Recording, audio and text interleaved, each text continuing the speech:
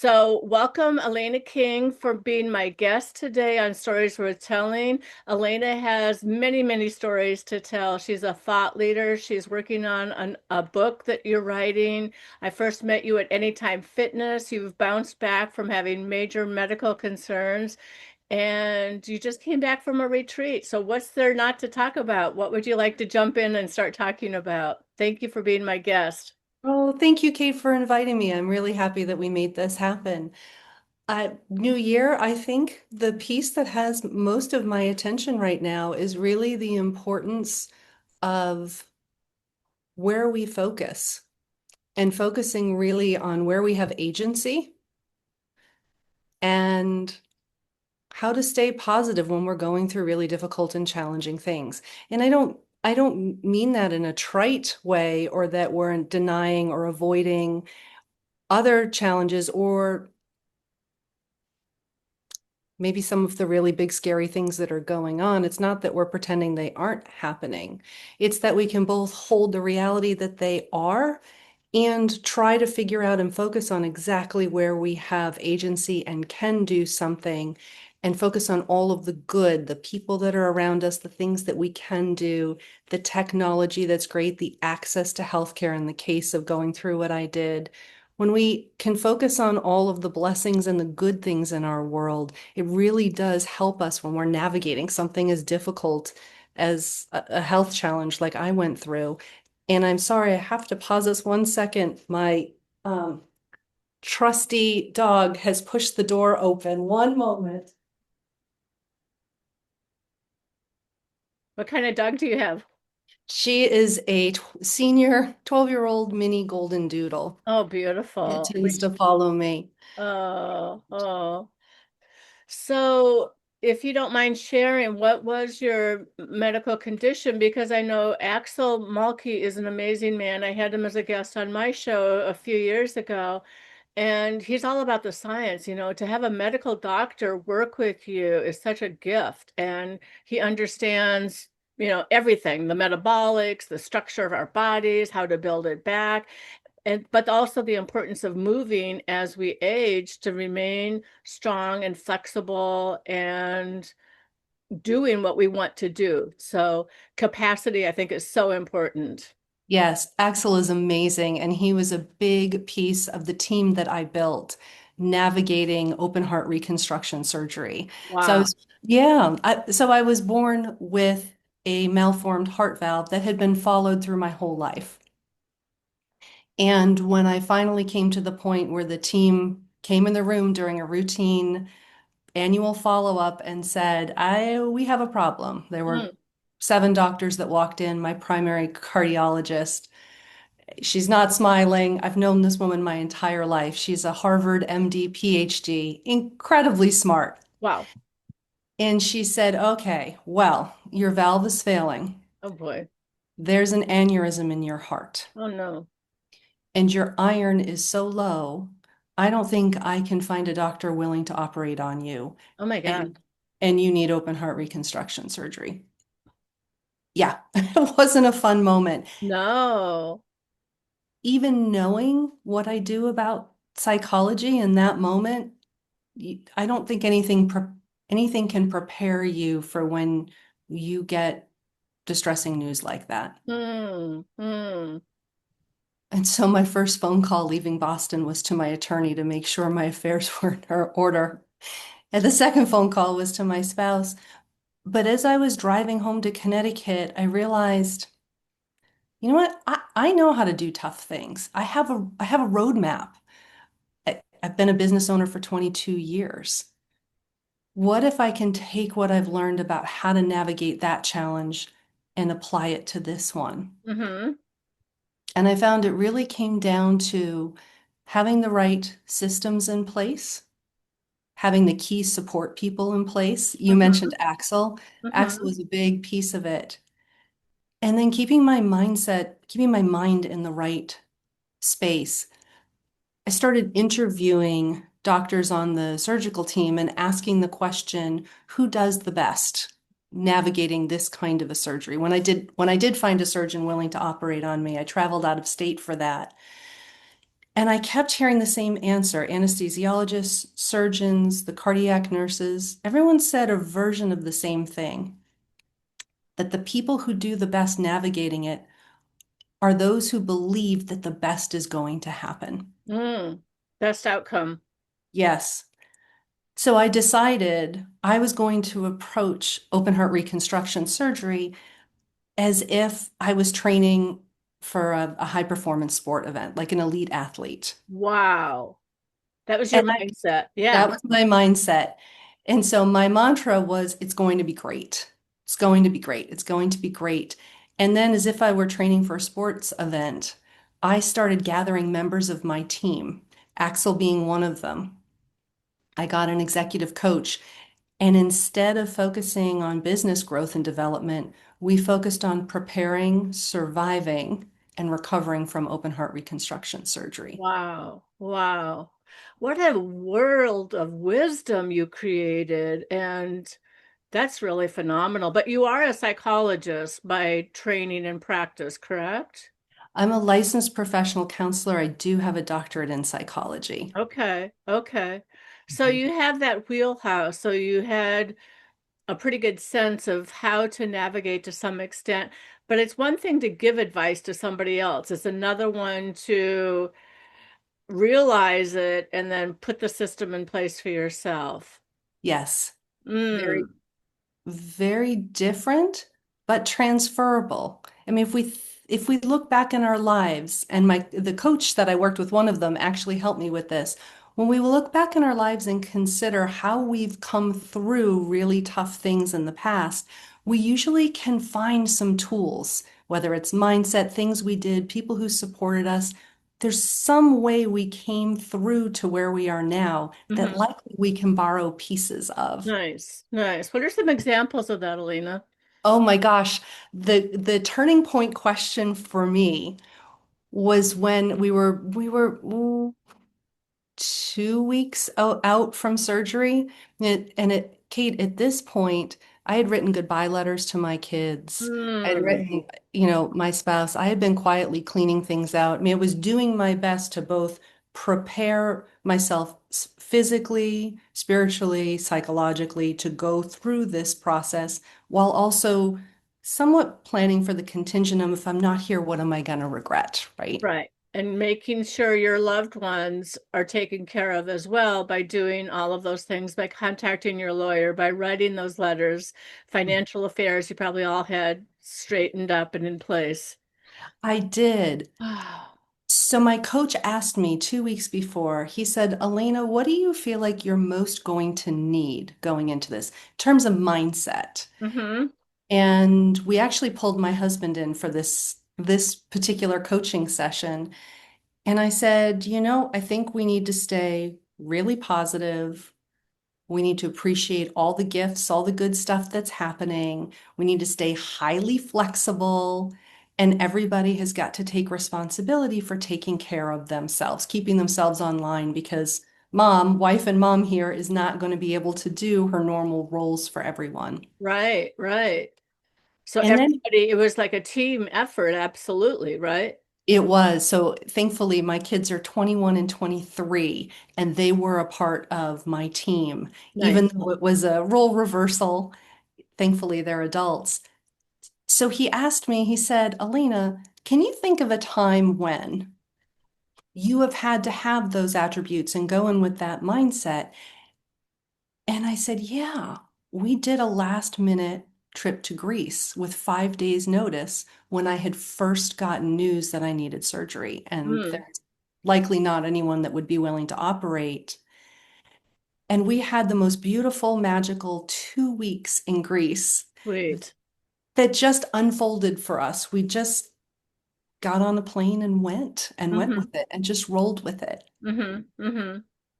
And so I sat my family down and I said, what if we approach going into that hospital as if we're going to Greece? That same fun, that same energy. And I said, let's just take the hard part out. And so my family all agreed. We found a little Greek restaurant the night before surgery. And the morning of, my daughter braided my hair and we put on Greek music and Nice. danced down the hallway to the pre-op area to keep that energy with us of it's going to be great, it's going to be great, it's going to be great. Nice, nice, nice. Wow. So I bet your recovery was quicker than it would have been for most people. Just having that mindset and having that faith in your doctor, and then also having the team plus your family, all that support that you were able to garner. Yes, it was great, actually. It was hard. It was hard. And the I asked my husband, I said, when I'm coming to, I'd chosen a more complex repair. Kate, they actually gave me a choice between three different options. Okay. In each of them had different pros and cons to them. The one I chose was the most complicated one, had the longest recovery and the highest risk. Hmm. But if successful, it was the only one that would give me normal life expectancy Nice. and return my quality of life. So I really felt it was worth it. And we were at one of the top heart hospitals in the country. So we decided to go for this. But I said to my husband, when I wake up, when I'm coming to, can you just let me know if I got, it's called a Ross procedure. Okay. Because even though you choose it, because it's so complicated a surgery, they don't really know if they can complete it until they actually open you up. Right. So we had the plan B in place. And the other thing I did as part of understanding my targets was I asked my surgeon what was the fastest he had ever discharged a patient. And Okay. You're not you're not I needed my goal. you're not type A at all, right? No. Well, Kate, it's funny because so my surgeon had done the most in the entire world of these Ross procedures. He Okay. really took from Dr. Ross, studied under him, took this procedure and revamped and revised it to bring it back in as an option again for valve repair.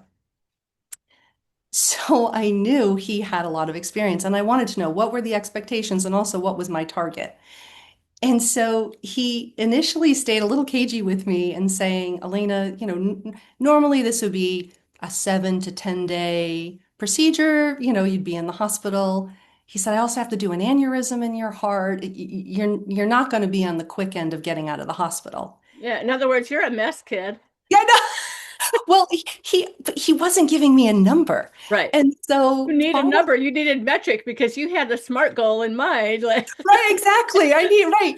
So finally it clicked. I went, oh, he's a surgeon. I need to change the way I'm framing this. So I looked at him and I said, Dr. Stelzer, what's your record?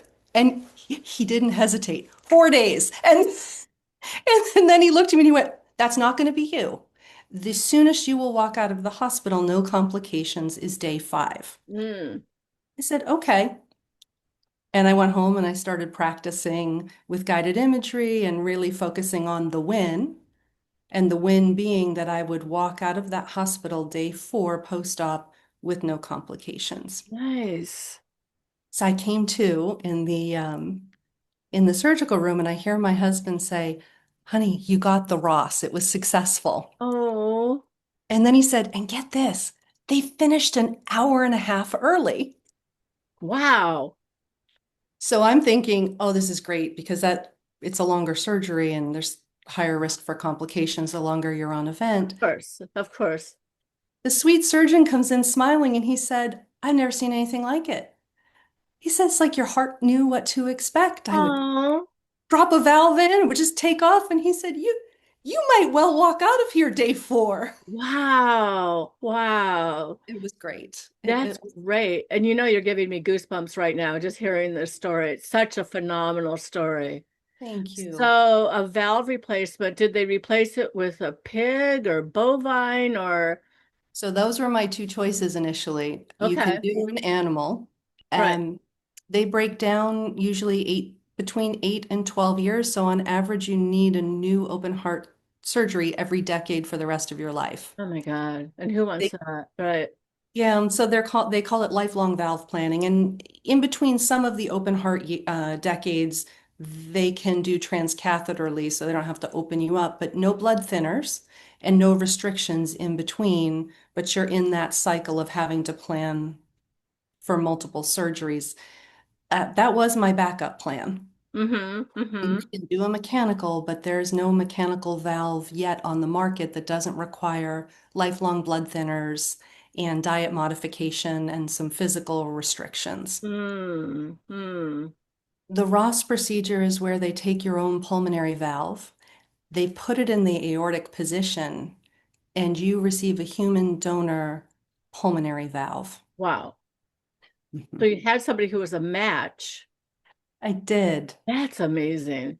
So I have a 39-year-old male's pulmonary valve in my heart, which is Oh, organ donation is an incredible gift. it is such an incredible gift. Well, and you're such a worthy recipient of that because every time I see you, you've always have these sparkling eyes and big smile and well, sweat coming down your back and on your face because of Axel, but It's such a gift. I mean, I went to cardiac rehab at 5 weeks and they put me on the treadmill you're all wired up and they're taking your blood pressure periodically. And have you seen the movie Avatar? yes, yes, yes. So, when Jake Sully, the paraplegic, wakes up and he's in the Avatar's body and he Hmm. jumps up and he realizes he can run and he runs really fast out of the lab just to do. I felt that way on that treadmill Wow. 5.5 weeks post-op, and I start running and I realize, oh my gosh, I can really run. So And were you having heart like pain or palpitations or you weren't having any symptoms, but the cardiologist who had been tracking you for your entire life was aware of your iron levels and all these other indicators that said you needed it and you needed it ASAP. Yeah. yes, and it's interesting. I'm not the only one. I'm in Facebook groups with a lot of different heart patients, and a lot of us have that similar experience where we don't feel like we're having any symptoms. This is our normal. And then on the other side of surgery, you realize, oh, there's a whole next level of athletic output, of physicality that we didn't know was even there because we'd never really experienced it. And had well, you adjust, right? You adjust to what your body is able to do and what you can do, but then also as your body ages, I think you kind of like that just doesn't feel right now, right? And so you kind of modify, not necessarily intentionally, but just naturally, I guess. Yes.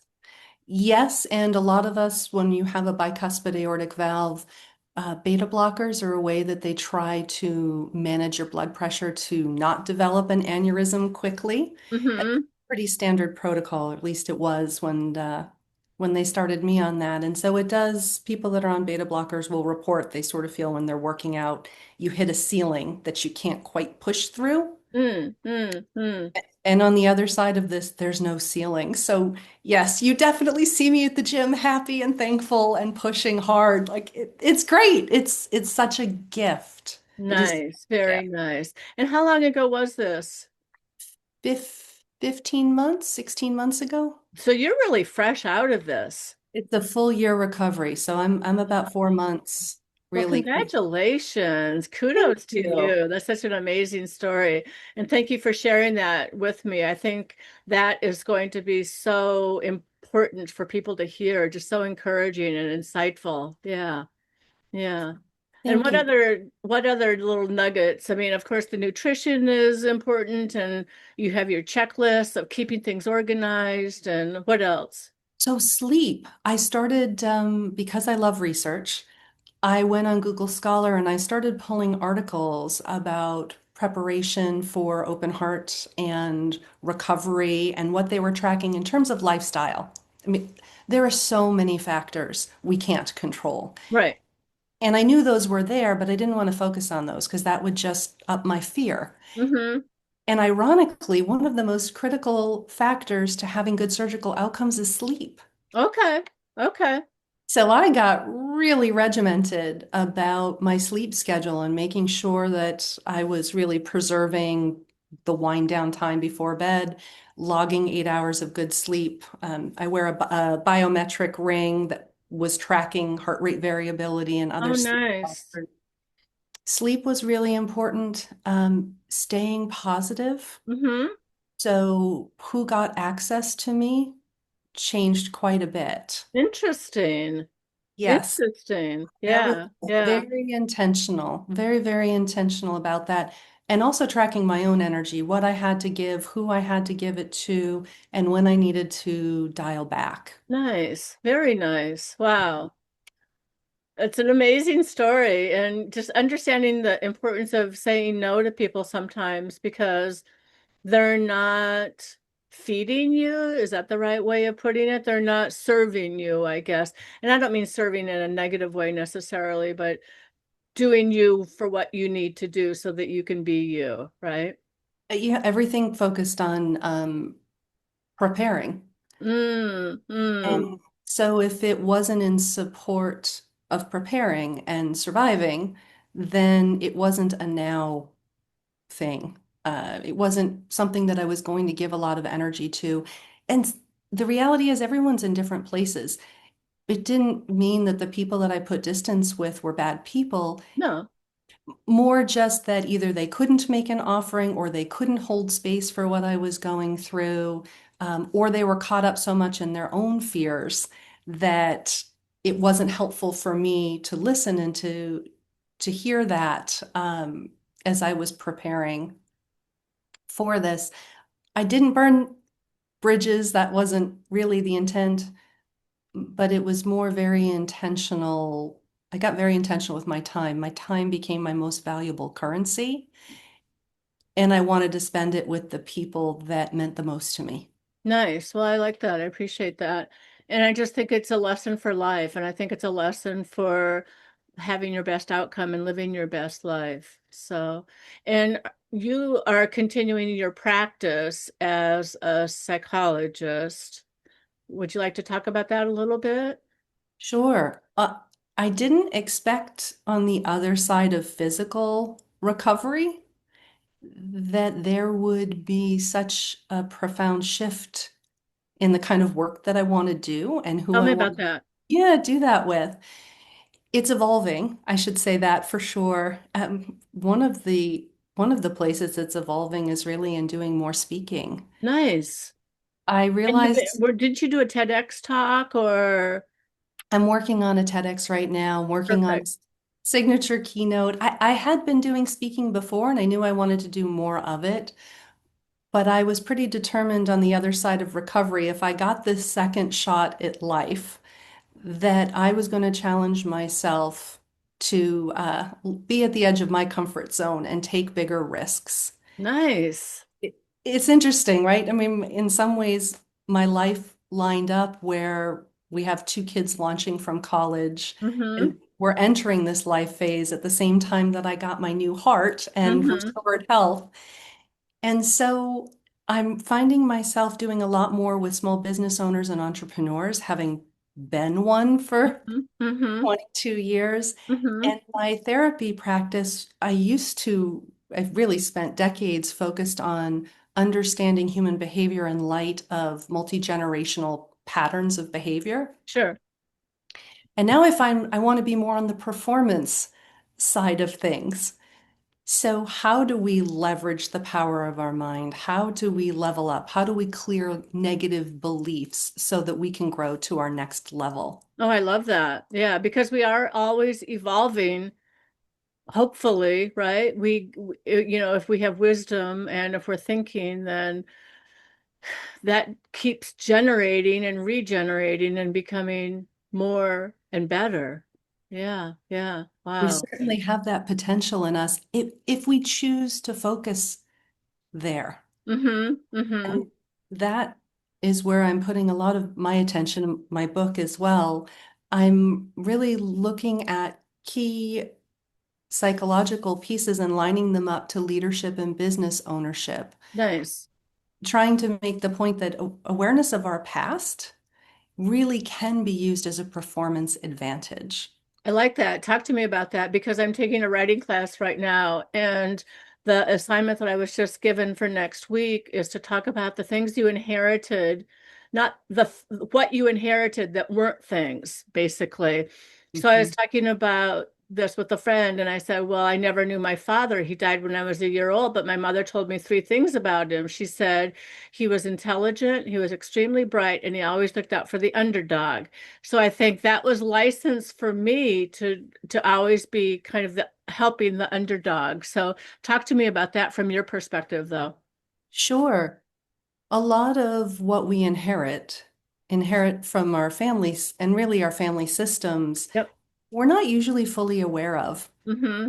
So applied human behavior, which is actually, it's based off of Native American principles, is that behavior is influenced by 7 generations back. Right. And it plays out in a lot of different ways. It plays out in our relationship to ourself.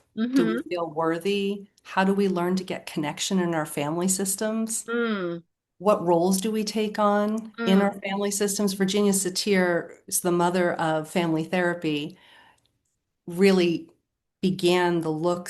really began the research into this field of the identity and roles we take on in family systems. Well, we carry those roles with us in mm-hmm. how we engage in groups and work relationships and in different settings, in leadership settings, but we often don't know that we're doing that. Right.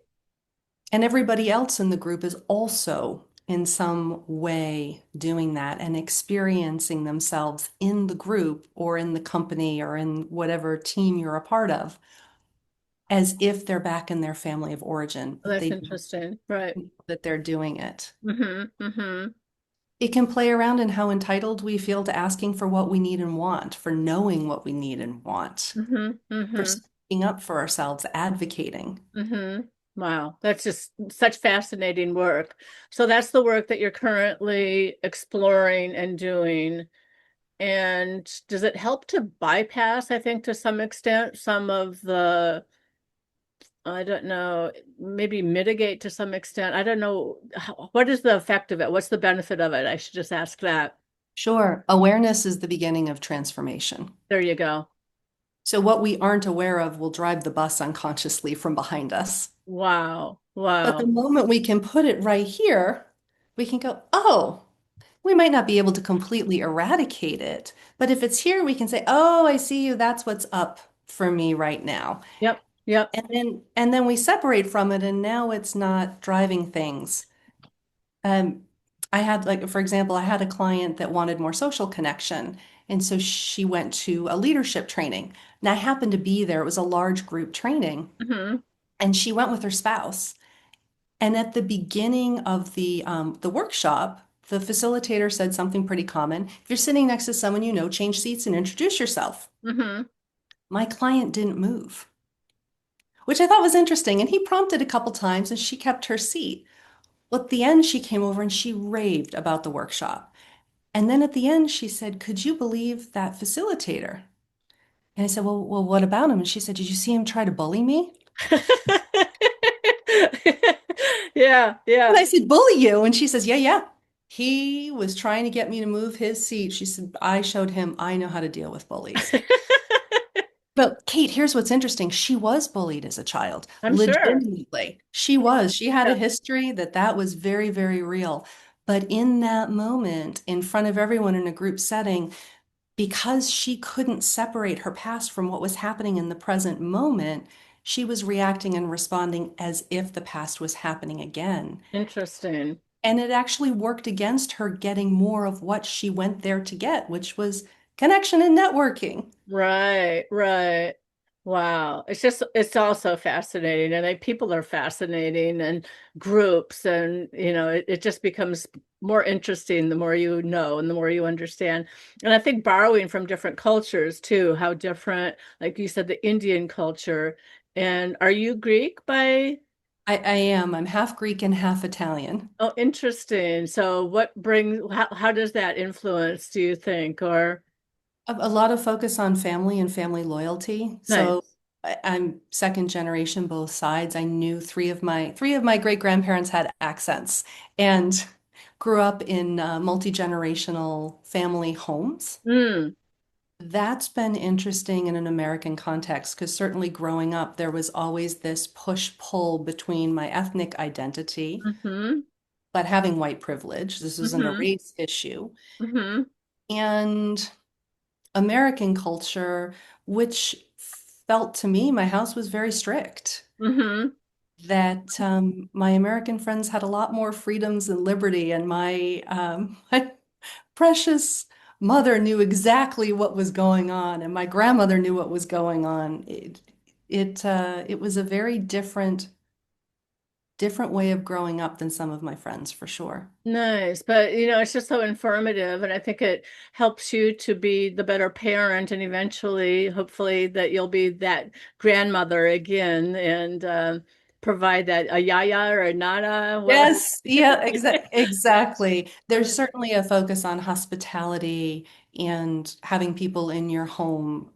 We always had company, always Nice. had Yeah, company.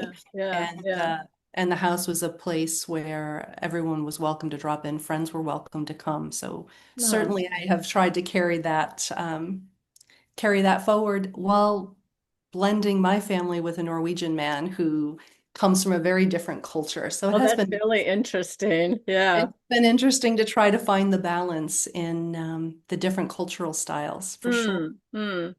Well, you've just been an absolute delight. We're running close towards the end of our half hour, and I'm wondering if there's other little pearls of wisdom that you'd like to share before we close out. I'd love to have you as a guest again sometime. I know it took us forever to get this scheduled, but you've been dealing with a lot, and getting on your feet. So I'm so proud of you, and I'm so humbled to be in your presence and to know you. So thank you so much again for this opportunity. Okay, thank you. This has been delightful. You are so kind and gracious to invite me on. I feel like so many pieces of the learning for me are still unfolding. Of course. I think the two biggest pieces for me at this point that I'm taking with me now that I'm through the crisis, is being very discerning about where my time and energy goes and not taking my time for granted. Nice. Well, life is precious. Yeah. And if anyone wants to get a hold of you, I know that you're not really available, but you are on LinkedIn Yeah. and you are taking certain clients on, or are you all booked with availability? Are you a life coach as well? I am. I have limited availability for it would be ideal. My ideal client is really a business owner, entrepreneur, is someone who is looking to understand how they can level up and look at how there may be pieces from their past that might be blocking their next step in Mm. Sounds like interesting work. Wow. I love it. And I love the opportunity to have gotten to speak with you about it. So keep being healthy, keep working out, keep that heart strong, and keep, yeah, doing what you're doing. So it's been such a pleasure. So LinkedIn, basically. and then my website's under development right now, alainaking.com. Okay. AlainaKing.com. There we go. And All there'll be right, more Elena. coming. Kate, thank you Okay. again. It's a pleasure, and I'll look forward to seeing you at the gym. Yes, absolutely. All right. Well, enjoy the rest of your evening. Thank you so much. Thanks, Kate. You too. Bye bye. Bye.